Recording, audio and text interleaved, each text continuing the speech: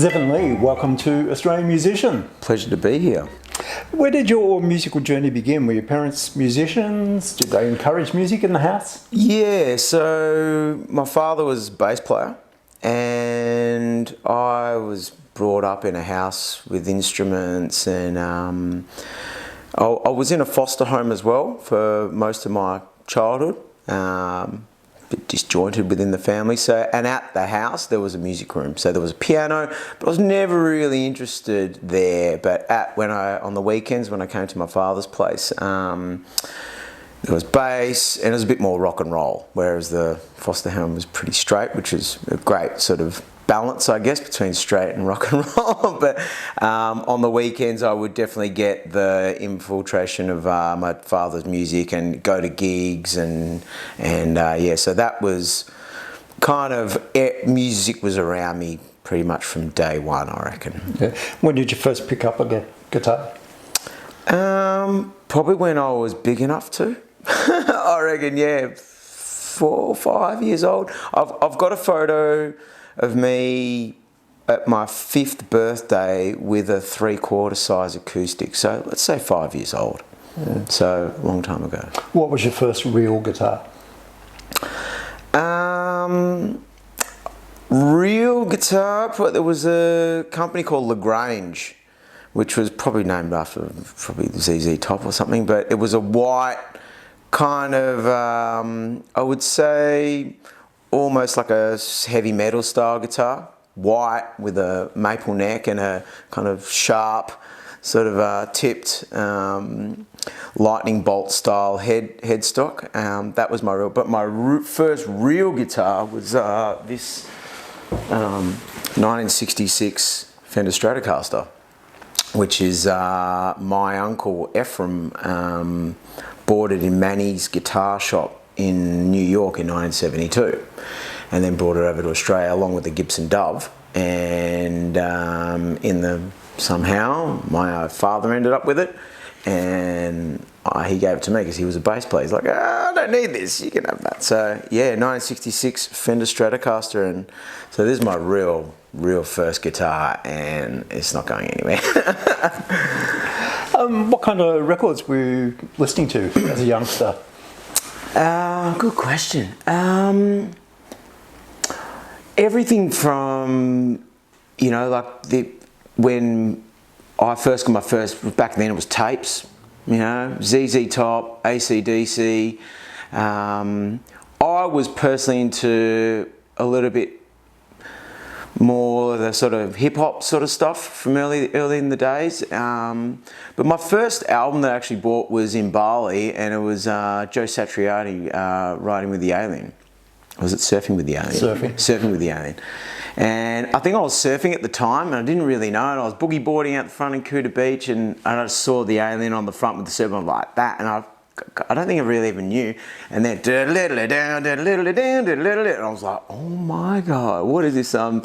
So, always guitar-based music, blues, soul. My dad was big into Steely Dan. A lot of these records here, he sort of passed down through the years of listening to music, and it was quite a broad range, but I couldn't stop listening to ZZ Top and AC/DC. They were my two sort of main acts that my dad was like, stop playing those two albums. Like, you bought them for me. So the guitarist that you really liked at the time? Well, Joe Satriani was someone that I probably just sort of like looked up to so much, and found it so amazing that someone actually could do those things on a guitar. But something that sort of stepped down a bit that I could actually get my fingers and head around was Jimi Hendrix, Stevie Ray Vaughan, because I came from a house of blues, I guess, home of blues, that was something when I could actually start playing properly and get my head around. Stevie Ray Vaughan, Jimi Hendrix, B.B. King. B.B. King was the first concert I ever went to was B.B. King at the old entertainment centre with my dad, and so I had that in my head. And playing B.B. King was a lot easier than playing Satriani, I felt. But obviously the feel with BB was something that, as the years went on, I was able to put together. But yeah, so those kind of 70s, 60s, 70s guitarists that really sort of took my heart and my soul, I guess, you know. What was your first paid gig? First paid gig? Ooh, that's going back a while. I reckon maybe it wouldn't have been paid directly, but maybe free drinks. It was Zimmer Bar in Ackland Street, and they used to do an acoustic open mic night, and you'd go there and you'd get free, you know, 3 free drinks, and you'd play 3 songs. So I reckon it might have been, yeah, like, I couldn't remember, to tell you the truth. It's been so many gigs over the years, you know, hundreds and hundreds of shows, that I couldn't remember that first one I actually got paid for. Werewolves of Melbourne is the band that we know you most from, I suppose. Yep. Were there many bands before that? I had a band called the Sure Shot Hunters, which was myself, Alejandro Adams, and Nick Delaney on bass. It was like a power trio, sort of funk and rock and soul, and we were playing at every Saturday night at Revellers Bar in Chapel Street, which I think actually is still up and running, but they don't do bands. And we were there for 3.5 years every Saturday night. I think I missed 1 gig in 3 years. And at the end of that, we was like, well, let's just put a band together. And so that actually did quite well. We got played on Triple J, and we did some cool gigs and heaps of festivals and Cherry Bar and all the good stuff. And so that was the sort of start. Like, I had a band when I was 15, 16 called Black Stone, but that was just a high school band. And but Sure Shot Hunters was kind of my first real band, and then that moulded into Werewolves of Melbourne. And yeah, so that's probably about the only 2 bands that I've really had as my own, in a sense. Yeah. What was the goal with Werewolves when you started that band? There was no goal. We were a Chicago blues band, and there was a place in Chapel Street called Lucky Coq, and it's a pizza venue. And then I knew the manager quite well, and he said, we're doing a barbecue Sunday. Do you want to add a blues band element to it? And we can't pay you much, but so I called up Yuri Pavlinov, and who's from, you know, I've been working with him for 20 plus years now. And he says, well, let me organise a rhythm section. So you got Graham Pogson on drums and Sam Cope on keys. And we started Zevon and the Werewolves of Melbourne. Kind of almost like just taking the, you know, the Warren Zevon, who I was named after, to the next sort of level. But it was never designed to be an original band. It was just, we were playing Freddie King, pretty much Chicago blues and Texan blues every Sunday for this barbecue blues thing, and that evolved into taking out Zevon and because a lot of people were coming to the gigs thinking it was a Warren Zevon tribute band, Zevon on the Werewolves of Melbourne. Like so then I was like, maybe just Werewolves of Melbourne. So I cut the name, and then we started, you know, I started writing songs. I'm a songwriter, so I've been writing songs since I was very, you know, early teens. And that gave me I had a band, so, and they were all keen. So we did a whole bunch of original. We did an album and an EP, and yeah, so that band continued on for probably 10 years, 11 years I think it was, before we sort of called it a day and changed the name 5 times. Zevon on the Werewolves of Melbourne, Werewolves of Melbourne, and then I was like, how are the werewolves going? And I'm like, yeah, good. So I ditched of Melbourne, even though that's a pretty cool name, but the connotations to link me to Warren Zevon started to sort of get on my chip on my shoulder a bit, and it was like, hey, you better start thinking about a new name again. Which you've done. You've put the werewolves to rest. I have. You've reinvented yourself, I suppose, as Zevon Lee. Why? Well, you know, reinventing, you know, yourself as the time goes, you know, shedding skins of past past glory and not so glorious moments as well, and just a new frontier for me, you know, and creating solo projects but I still have a band, and most of the guys from the Werewolves are actually in the band still, but I've added and subtracted here and there, and it's just given me, and ever since I've actually changed it to Zevon Lee, it's given me a new lease of musical life, and people sort of look into the name a little bit. It's quite unique. Zevon is quite a unique name, and there's not many Zevons out there that I know of. And the Lee part of it is my middle name, so just thought, and yeah, and the algorithm liked it too. All the people out there, Zevon Lee, check it out. Yeah, the new music that I've heard is much more diverse than what you've recorded in the past. It's like that under this under Zevon Lee moniker, you have more freedom, and I suppose there's less preconceived ideas about you. Is that a fair statement? Very fair. And I've you know, the blues rock thing that the Werewolves were pretty well known for, and quite that electric, aggressive blues, I guess you would call it.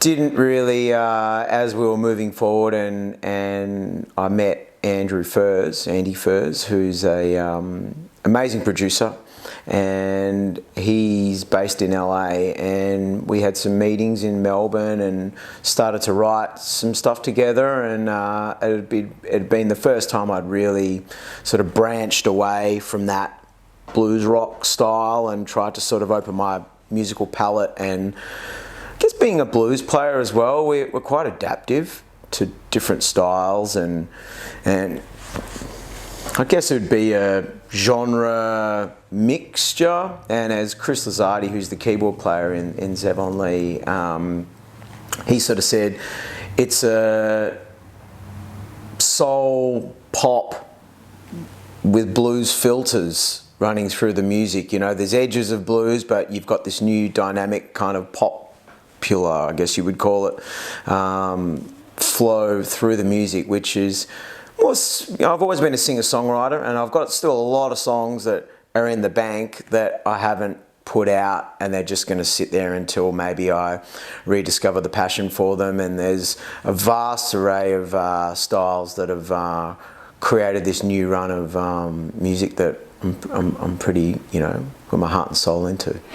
Makes Me Feel was the first single you presented as Zevon Lee. A different vibe from what we know from you previously. Tell us about the origins of that song. That's a really cool question, because I think I was going overseas to the States, and a friend of mine was staying here, and he's a leather belt maker and shoes and that, and he goes, "What do you do here?" And then I fired up the studio, and I didn't really even think about, so I just started playing "You're the one that makes me feel so good," and I started singing, and then I did a harmony, and then I did a third bass harmony, and I just did 2 or 3 chords, like I think it's 4 chords in the, you know, and then we created this cute little one or 2 bars of chorus line, which I never knew it was going to be anything. I just was showing him what I did in the studio, because he had no idea. And then I just shut the shop up, went overseas. He looked after my dog and stayed here. And then halfway through the trip, he messaged me, he goes, "I can't get that song out of my head." He goes, "What's going on?" And I kind of totally forgot about it, and I didn't have the access to the song because it was here in the studio and I was overseas and I didn't bring it with me. So I came back and developed it that way. So it was quite organic and really kind of off the cuff, and it was never really meant to be anything. And it ends up being the first single off the new run of songs. So that's how it came about. Yeah. Sweet Cup was the second single. Tell me about that song, but also about the great solo. Thank you. And Sweet Cup was a little bit of heartache and a breakup that just, yeah, that song came real good. I think I wrote it in about one day, everything. And the solo, I'll get back to the song. It just came out really easy, and I wanted to do a bluesier edge because maybe I felt part of my artistry was, with Makes Me Feel and some of the other songs in the recordings that I did, was kind of, something was pulling me going, give me a little bit more blues in there. So that's kind of the bluesiest one out of the mix, I guess. And it satisfied my soul, I guess, quite a bit. And that solo will, I don't know, as us as artists, we kind of just let it roll a lot of the times, and that one seemed to be the best out of the mix. So I don't think there was too many. I think it had been 5 or 6 of the solos, and that one was, we tried to, when I was in the States with Andy, he says, just try and not do it again, but try and better it as we do. We always try and better what we've done, and I couldn't do it. So that ended up being the solo, and thank you though. What is it going to take is the third single. Features some acoustic guitar, some Rhodes sounding keyboards. Yep. A slow burner, a bit of a ballad. Was that song always going to be that way? Yes. Yeah, that song I wrote, co-wrote with Rita Satch, who's an amazing artist here in Melbourne. And I wrote it, we've been great friends for like 20 years, and almost 20 years now. And she was in America, and she was going through a heartbreak of her own, and we were always talking on the phone, and she was relaying what was going on. And as an artist, I took that on board and wrote What Is It Gonna Take? And then when she came back, we sort of co-wrote lyrics, and it's a 50-50 sort of thing. And it was, the solo in it actually was, originally I wrote it pretty soft. I've still got the really soft solo, but didn't make because she goes, no, I want it to, because it's got that really nice soft front end, and then it goes into that solo, which is quite angry, and that's what she requested, so I did it. So that song is, yeah, I know there was something about third songs in albums or singles that are released that I find that maybe save the best till third. I don't know, I kind of feel like, yeah, it's probably one of my favourite songs out of the whole recording. Yeah. So I've heard other tracks. You're obviously aiming for an extended play, EP or album. Yeah, so we're in the midst of we're working through that at the moment with Andy Furs over in the States, trying to work. So there's 7 songs that are complete, pretty much complete, and there's quite a few that are, I don't know, do we do an EP or, well, we're still discussing that. We haven't, but ideally there was definitely an album's worth of material to put out, and we're, yeah, just in discussions now, but 2 singles, and What Is It Gonna Take is coming out in October, and still undecided. Yeah. Are there other musicians on these tracks, or is it just you and Andy playing everything? No, we've got Yuri Pavlinov is on bass, Byron Goodwin on drums, and we did use, when I was over in the States, also Chris Lazzardi on keys, and Isuela Hingano on backing vocals. She's a local Melbourne singer here. And I did use Mark Avename in LA, who's Rules drummer, who's a great, amazing Australian artist. And who else there? There's a percussion in there. Another cat in the States. His name eludes me now. I'll come back to it though. Yeah, and guitars are all me, and I'm main vocal. And BVs, yeah, I do stuff. Andy did a little bit.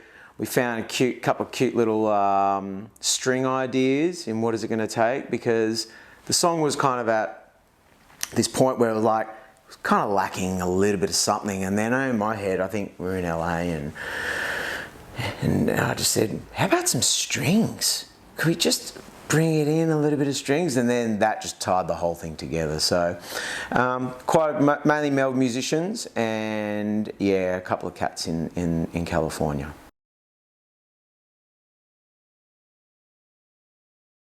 All right, well, let's talk guitars. We've already seen the Strat.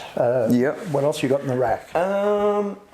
This been my go-to. Just found the love of Les Pauls, and it's an Epiphone Les Paul custom Koa wood finish. For those who don't know what a Koa wood finish is, the tree has to fall and be dead, I guess, already before they can use it. They're not chopping down trees. So, and this thing looks amazing, feels amazing, and I had a guy up in Sydney when I was there just recently doing a bunch of shows. Go over. I guess Epiphone don't really do what they do with the Gibsons, so they need a little bit of TLC after the fact. So yeah, so that's been my main guitar. And also in the list is this Telly, which I think is actually a Taiwanese body from the 90s. We're not 100% sure. It's got like a mute switch on it, which is kind of cool, and it's a 1978 neck. So, and you know, that classic Telly sort of, and it's super light. So if you ever get any shoulder issues, which a lot of us guitarists seem to have. So yeah, I've been playing this as well at Beneath Driver Lane a lot, and I like changing around because there's, you know, I guess tonal differences from the single coils to the humbuckers, and actually in the Strat I put one of the Seymour Duncan stacked humbuckers. So I hit that, and that's like a, you know, it's a humbucker pretty much. So in a Strat is pretty wild, and sort of just tossing up whether to play this or this for the NBAS final on September 15. Are we saying dates? The Strat.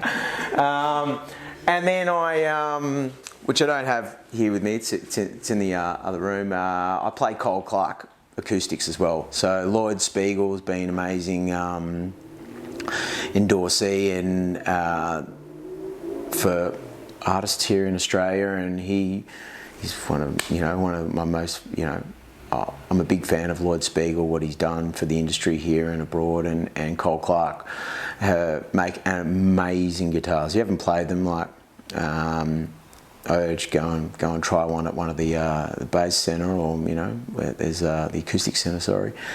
And they gave me some cool prices. I was in the Paris Wells band back in mid sort of 2014, 13, 14, and I was doing a whole bunch of stuff with her through Illusive Records, and so they gave me a guitar, and that's kind of my go-to, and that thing's a workhorse. I should actually pull that out, but it's been around a bit.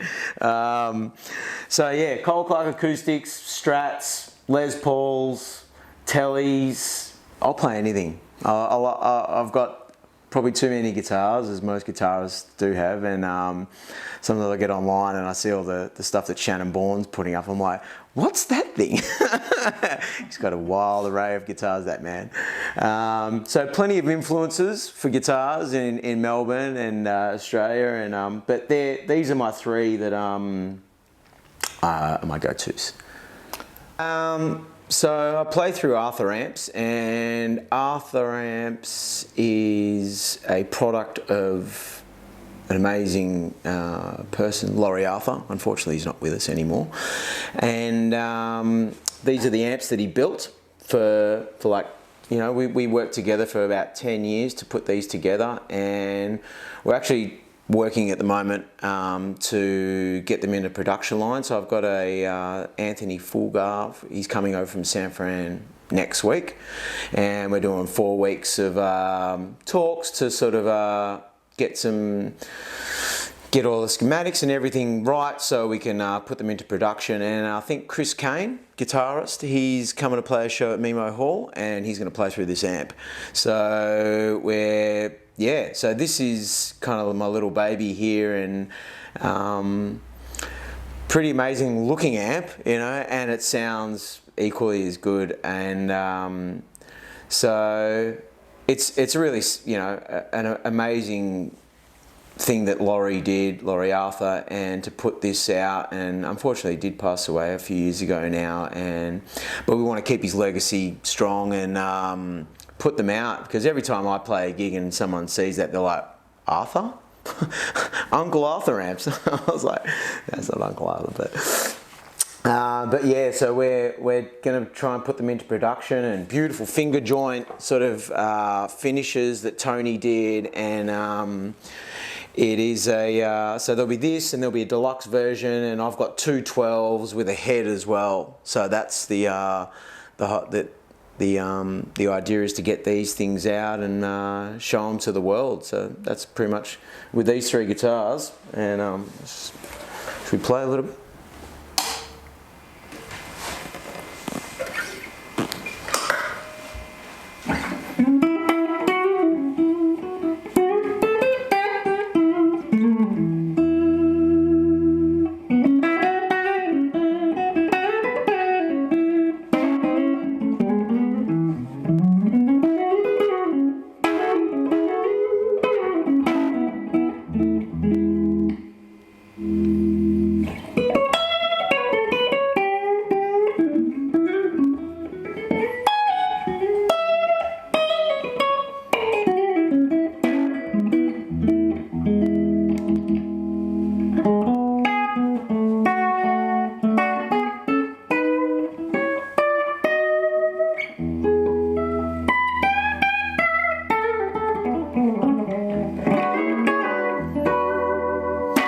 Yeah, so we do have an overdrive channel as well. It's got a bit more kick to it, obviously.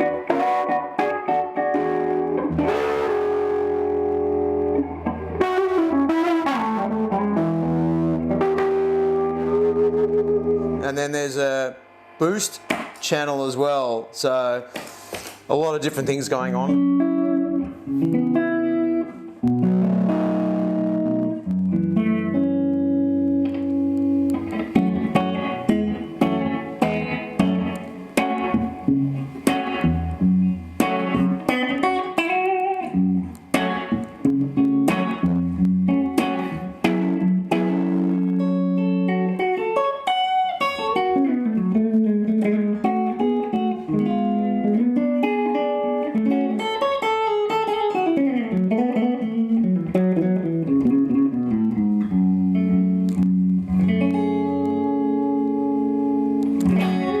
Does what you listen to in your leisure time, does that influence your writing? Oh, definitely. Yeah, I'm pretty broad on my, you know, I'll listen to funk, soul. I love reggae. I love the space and the vocal delivery of a lot of those reggae artists. Ernest Raglan, for, you know, he's amazing virtuoso guitar styles, and then, you know, like let's just have a look from Mojo, BB King of the County Jail, Wes Montgomery. You know, like I try and keep pretty natural to the real sounding music and real, you know, actual instrumentation. And these days, there's, you know, something like 70,000 plus new songs on Spotify every day, so you never get through it. But there's so many influences far and wide in this world now that I'm very much influenced by a vast array of different styles of music. And I guess I did martial arts for many years, about 20 years worth of martial arts, and it was capoeira, which is a Brazilian martial art. So I'm influenced by that a lot as well, the batucada and a lot of the drumming aspect. And I do have a song in the pipes which is full batucada with a blues, funk, kind of Lenny Kravitz style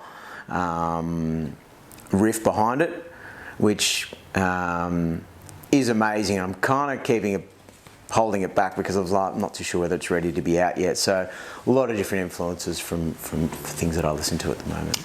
Well, when you get to present this new music with the band on stage, what elements do you want the band to have?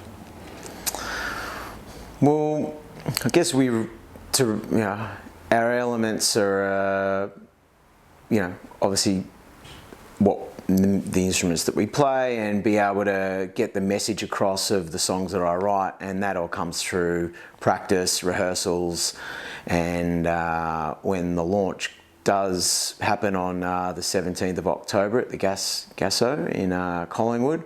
There'll be 6 of us. I've got Neil Boland also on second guitar, Yuri Pavlinov, Chris Lazardi, Nadia Brancatizano, she's a backing vocalist, and Byron Goodwin on drums, and myself on guitar and vocals. So it's a lot to orchestrate, 6 players, and I've gone from 4-piece to a 6-piece, added the extra guitar and a backing vocalist, and so everybody's got to do their homework, and we've got to rehearse and make sure all those elements are covered. So the dynamic part of the music, which is quite dynamic, and just getting my head around also being the front person and knowing when it's new ballpark for me to back away from the writing part and being so full on with the guitar when I've got Neil as a backing guitarist to sort of balance the elements.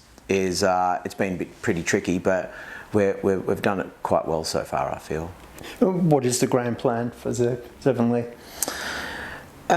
Continue doing what I'm doing and just make it bigger and better and brighter, and more people in this country and overseas to see where I've come from and understand my story, and all the hardships and all the highlights and lowlights, and be able to, understand me more as an artist, and get my music out there. And I've got deep passion for this, for playing guitar and playing music, and I have a love for it that is still pretty strong. Zevon Lee, thanks for your time. Pleasure, thank you.